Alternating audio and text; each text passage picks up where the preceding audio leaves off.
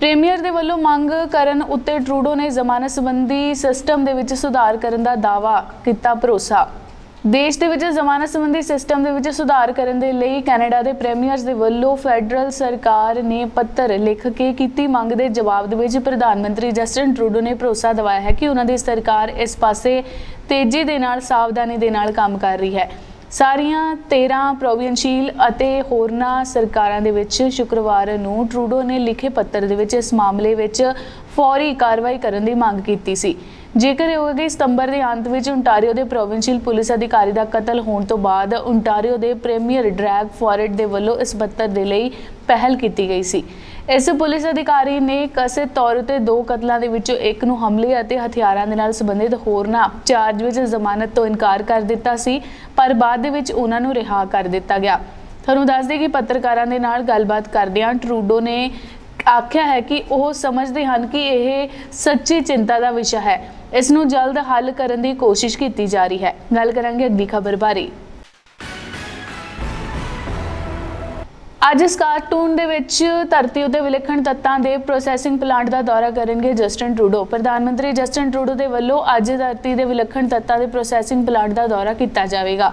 पिछले महीने कुदरती विलासितां दे विच विकास बारे मंत्री ने ऐलान किया सी कि कैनेडा की अहम मिनरल स्ट्रैटजी के हिस्से वजों लिथियम, ग्रेफाइट, निकल अते कॉपर दे होरनां 17 धातां दे विच मिनरल्स जिन्हां नूं धरती दे विलखण तत्त मन्निया जांदा है उन्हां नूं लभण अते उत्पादन दे प्रोसैसिंग दे विच निवेश नूं होर तेज किया जाएगा।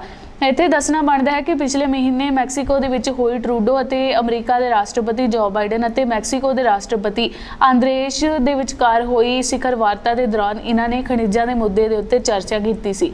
हालांकि कनेडा इन्हां तत्तां दे नाल कमर्शियल उत्पादक नहीं है, पर फिर भी इत्थे इन्हां तत्तां दे विच कुछ ने वड्डे भंडार हैं। इस दौरे के दौरान तुहानूं दस दईए कि मौजूद रहंदे होई स्थिति दे विच प्रधानमंत्री इस दौरे तो बाद मीडिया नूं संबोधित करनगे। गल करांगे अगली खबर बारे। सर्जिकल बैकलॉग नूं घटाउण दे लई प्राइवेट कैरियर दे विच निवेश वास्ते फॉरेट सरकार ने जारी की 3 पड़ावी योजना। ओंटारियो सरकार दे वल्लों जारी की गई 3 पड़ावी योजना के तहत सर्जिकल बैकलॉग नूं घटाउण दे लई प्राइवेट कैरियर दे विच निवेश किया जाएगा। इस काम के लिए कुछ कम्यूनिटी सर्जिकल अते डेमोक्रेट सेंटरां की मदद ली जाएगी। इस प्राइवेट सेंटर वजों सर्जरियां ते होर मैडिकल प्रोसैसिंग्स नूं अंजाम देणगे। सोमवार सवेरे पत्रकारां दे नाल गलबात करदे होए सेहत मंत्रालय ने आख्या है कि इस लई उडीक समा घटाउण अते सर्जिकल बैकलॉग खत्म करन विच मदद मिलेगी। उन्होंने यह भी आख्या है कि मरीजों के लिए यह सारे ओंटारियो हैल्थ अते पैनल दे विच तहत आउंदे हन। पहले पड़ाव दे विच माड़ियां बंद दे ऑपरेशन दे लई उडीक सूची नूं घट करन वास्ते कम्यूनिटी सर्जिकल अते होर डेवलपमेंट सेंटरां दे लई नवीं भाईवाल स्थिति के तहत निवेश किया जाएगा। इस तहत हर साल 14,000 वधेरे ऑपरेशन किए जा सकणगे। इन्हां सेंटरां दे विच मुनाफा कमाउण वाले गैर मुनाफे वाले सेंटर दोवें होणगे। इस दे नाल ही सरकार MRI अते CT स्कैन ऑल सर्जरी कल दियां निक्कियां मोटियां सर्जरियां दे प्लास्टिक सर्जन की मौजूदा सेंटर दे विच $18 मिलियन का निवेश भी करेगी। गल करांगे अगली खबर बारे। फॉरेट अते सवेलिया जोन्स अज करनगे सांझा ऐलान। ओंटारियो के प्रीमियर ड्रैग फॉरेट अते सेहत मंत्रालय के मंत्रियों के वलों अज सवेरे अहम ऐलान किया जाएगा। प्रीमियर फॉरेट ने ऑफिस के वलों सवेरे 10 बजे होने वाली इस प्रैस कॉन्फ्रेंस के लिए कोई वेरवा जारी नहीं किया, पर इस तो पहला सरकारी सूत्रां दे वल्लों यह जानकारी दी गई है कि सरकार बैकलॉग नूं खत्म करने लई हज़ारां दी गिणती दे विच पब्लिक दे वल्लों फंड प्राप्त अते सर्जरियां नूं प्राइवेट क्लीनिक्स दे विच करन दे लई बहुत पड़ावी योजना का खुलासा करन जा रही है। उन्होंने आख्या कि पहले पड़ाव दे विच ध्यान मोतियाबंद के ऑपरेशन के उत्ते दिता जाएगा। दूजे स्थान के उत्ते गोडियां ते चूड़े नूं बदलण संबंधी घट गुंझलदार ऑपरेशन किए जाएंगे। इस दे नाल ही टैसट किए जाएंगे। सूत्रां ने अगे आख्या है कि यह टीचा असल दे विच घट गुंझलदार ऑपरेशनां नूं हस्पताल सिस्टम तो बाहर ही निबेड़न दे लई मिथ्या गया है। गल करांगे अगली खबर बारे।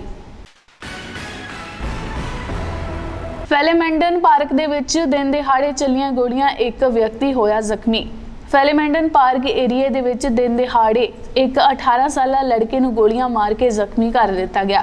ਇਸ ਮੌਕੇ ਇਹ ਲੜਕਾ ਨਾਜ਼ੁਕ ਹਾਲਾਤਾਂ ਦੇ ਵਿੱਚ ਹਸਪਤਾਲ ਪਹੁੰਚਾਇਆ ਗਿਆ।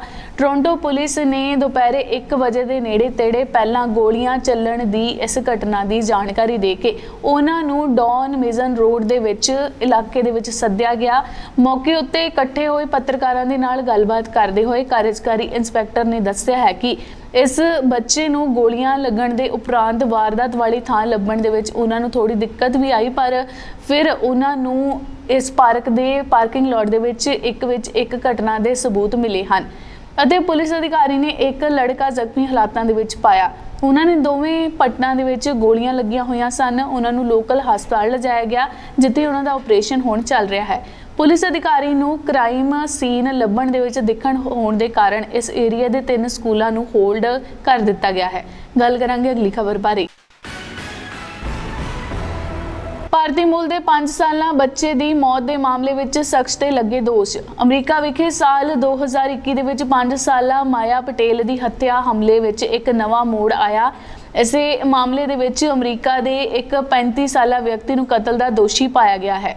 ਮੀਡੀਆ ਰਿਪੋਰਟ ਦੇ ਵਿੱਚ ਆਖਿਆ ਗਿਆ ਹੈ ਕਿ ਮਾਇਆ ਮਾਰਚ ਦੇ ਵਿੱਚ 2021 ਦੇ ਵਿੱਚ ਡਰਾਈਵੇ ਸਰਵਪੋਰਟ ਤੋਂ ਆਪਣੇ ਹੋਟਲ ਦੇ ਕਮਰੇ ਵਿੱਚ ਖੇਡ ਰਹੀ ਸੀ ਜਦੋਂ ਕਿ ਜੋਫਿਲ ਲੀ ਦੀ ਬੰਦੂਕ ਦੇ ਵਿੱਚੋਂ ਨਿਕਲੀ ਗੋਲੀ ਨਿਸ਼ਾਨੇ ਤੇ ਗੂੰਜ ਗਈ ਸੀ। ਉਹਨਾਂ ਨੂੰ ਲੱਗ ਗਈ ਸੀ ਅਤੇ ਦੱਸਦੇ ਕਿ ਇੱਕ ਰਿਪੋਰਟ ਦੇ ਅਨੁਸਾਰ ਦੱਸਿਆ ਗਿਆ ਕਿ ਅਦਾਲਤ ਨੂੰ ਪਿਛਲੇ ਹਫ਼ਤੇ ਦੱਸਿਆ ਗਿਆ ਹੈ ਕਿ ਸੁਪਰ 8 ਮਾਡਲ ਦੀ ਪਾਰਕਿੰਗ ਦੇ ਵਿੱਚ ਮਿਸਤ ਦਾ ਕਿਸੇ ਹੋਰ ਵਿਅਕਤੀ ਦੇ ਨਾਲ ਝਗੜਾ ਹੋ ਗਿਆ ਸੀ ਜਿਸ ਦੀ ਮਾਲਕੀ ਅਤੇ ਸੰਚਾਲਨ ਉਸੇ ਸਮੇਂ ਵਿਲੀਅਮ ਅਤੇ ਸੁਹੇਲ ਪਟੇਲ ਦੇ ਕੋਲ ਸੀ ਜੋ ਕਿ ਮਾਇਆ ਤੇ ਇੱਕ ਛੋਟੇ ਭੈਣ ਭਰਾ ਦੇ ਨਾਲ ਰਹਿੰਦੇ ਸਨ। 9 mm ਦੀ ਹੈਂਡਗਨ ਦੇ ਵਿੱਚੋਂ ਗੋਲੀ ਉਦੋਂ ਨਿਕਲੀ ਜਦੋਂ ਸੁਮਿਤ ਨੇ ਦੂਜੇ ਆਦਮੀ ਨੂੰ ਮਾਰਨ ਦੇ ਲਈ ਇਸ ਦੀ ਵਰਤੋਂ ਕੀਤੀ। ਇਹ ਨਿਸ਼ਾਨਾ ਗੁੰਝ ਗਿਆ ਅਤੇ ਅਪਾਰਟਮੈਂਟ ਦੇ ਵਿੱਚ ਚਲਾ ਗਿਆ। ਮਾਇਆ ਦੇ ਸਿਰ ਵਿੱਚ ਵੱਜੀ ਗੋਲੀ ਦੇ ਉਪਰੰਤ ਗੋਲੀ ਲੱਗਣ ਦੇ ਤੁਰੰਤ ਮਗਰੋਂ ਮਾਇਆ ਨੂੰ ਨੇੜਲੇ ਹਸਪਤਾਲ ਲਿਜਾਇਆ ਗਿਆ ਜਿੱਥੇ 23 ਮਾਰਚ ਨੂੰ ਉਸ ਨੂੰ ਮ੍ਰਿਤਕ ਘੋਸ਼ਿਤ ਕੀਤਾ ਗਿਆ। ਮਾਇਆ 3 ਦਿਨ ਜ਼ਿੰਦਗੀ ਅਤੇ ਮੌਤ ਦੀ ਲੜਾਈ ਲੜਦੀ ਰਹੀ। ਜਦੋਂ ਸੁਮਿਤ 27 ਫਰਵਰੀ ਨੂੰ ਅਦਾਲਤ ਦੇ ਵਿੱਚ ਵਾਪਸ ਪੇਸ਼ ਆਵੇਗਾ ਤਾਂ ਉਸ ਨੂੰ ਕਤਲੇਆਮ ਦੇ ਦੋਸ਼ ਦੇ ਵਿੱਚ 40 ਸਾਲ ਤੱਕ ਦੀ ਸਜ਼ਾ ਸੁਣਾਈ ਜਾਵੇਗੀ। ਉਸ ਨੂੰ 10 ਸਾਲ ਤੱਕ ਦੀ ਕੈਦ ਅਤੇ $5000 ਦਾ ਜੁਰਮਾਨਾ ਜਾਂ ਫਿਰ 40 ਸਾਲ ਤੱਕ ਦੀ ਕੈਦ ਜਾਂ ਫਿਰ $1 ਲੱਖ ਤੱਕ ਦੇ ਜੁਰਮਾਨੇ ਦਾ ਸਾਹਮਣਾ ਕਰਨਾ ਪੈ ਸਕਦਾ ਹੈ। ਗੱਲ ਕਰਾਂਗੇ ਅਗਲੀ ਖਬਰ ਬਾਰੇ। ਬਾਈਡਨ ਦੀ ਰਿਹਾਇਸ਼ ਤੋਂ ਮਿਲੇ ਹੋਰ ਗੁਪਤ ਦਸਤਾਵੇਜ਼। ਵਾਈਟ ਹਾਊਸ ਅਮਰੀਕਾ ਦੇ ਰਾਸ਼ਟਰਪਤੀ ਜੋ ਬਾਈਡਨ ਦੇ ਡੇਲ ਵੈਲਫੇਅਰ ਨਿਵੇਸ਼ ਤੋਂ ਗੁਪਤ ਦਸਤਾਵੇਜ਼ਾਂ ਅਤੇ 5 ਵਾਧੂ ਪੰਨੇ ਮਿਲੇ ਹਨ।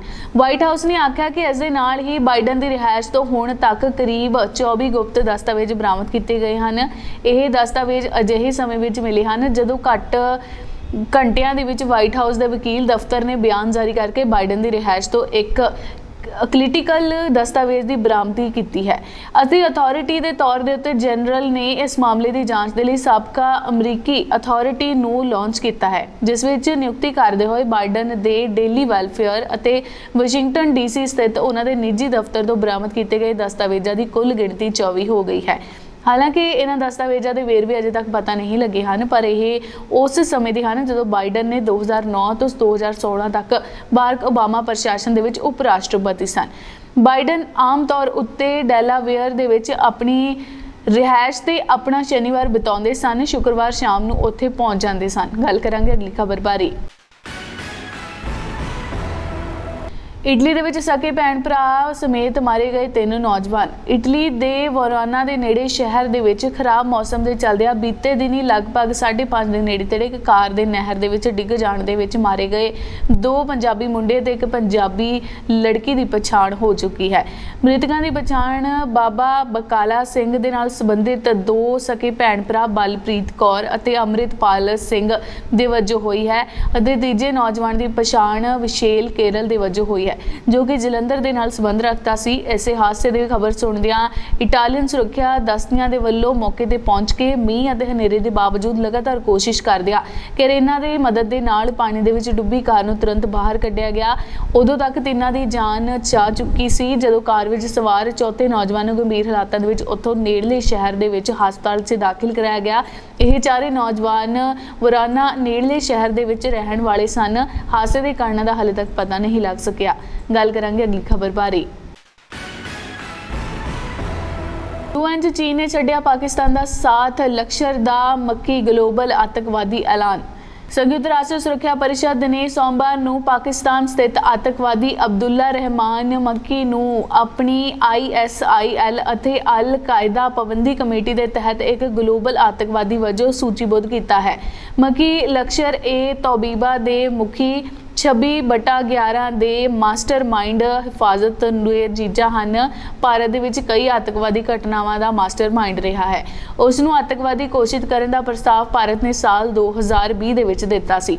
ਉਦੋਂ ਤੋਂ ਹੀ ਚੀਨ ਨੇ ਇਸ ਵਿੱਚ ਰੁਕਾਵਟ ਪਾਈ ਹੈ। ਇਸ ਕਮੇਟੀ ਨੂੰ UNSC 1267 ਕਮੇਟੀ ਨੇ ਕਿਹਾ ਜਾਂਦਾ ਹੈ। ਸੰਯੁਕਤ ਰਾਸ਼ਟਰ ਨੇ ਇੱਕ ਬਿਆਨ ਦੇ ਵਿੱਚ ਕਿਹਾ ਹੈ ਕਿ 16 ਜਨਵਰੀ 2023 ਦੇ ਲਈ ISIL, ਅਲ ਕਾਇਦਾ ਅਤੇ ਸੰਬੰਧਿਤ ਵਿਅਕਤੀ ਸਮੂਹ ਅਤੇ ਹੋਰਨਾਂ ਇਲਾਕਿਆਂ ਬਾਰੇ ਸੁਰੱਖਿਆ ਕੌਂਸਲ ਕਮੇਟੀ ਦੇ ਮਤੇ 1267 ਅਤੇ 2253 ਨੇ ਇਸ ਦੇ ਅਨੁਸਾਰ ਇਸ ਨੂੰ ਮਨਜ਼ੂਰੀ ਦੇ ਦਿੱਤੀ ਸੀ। ਸੁਰੱਖਿਆ ਕੌਂਸਲ ਰੈਗੂਲੇਸ਼ਨਸ ਦੇ ਵੱਲੋਂ 26/10 ਦੇ ਪੈਰੇ ਦੇ ਉੱਤੇ ਇੱਕ ਵਿੱਚ ਨਿਰਧਾਰਿਤ ਅਤੇ ਅਪਣਾਈ ਗਈ ਨੀਤੀ ਵਿੱਚ ਸੰਪत्ति ਫਰੀਜ਼, ਯਾਤਰਾ ਪਾਬੰਦੀਆਂ ਅਤੇ ਹਥਿਆਰਾਂ ਤੇ ਪਾਬੰਦੀ ਸ਼ਾਮਿਲ ਹੋਵੇਗੀ। ਗੱਲ ਕਰਾਂਗੇ ਅਗਲੀ ਖਬਰ ਬਾਰੇ।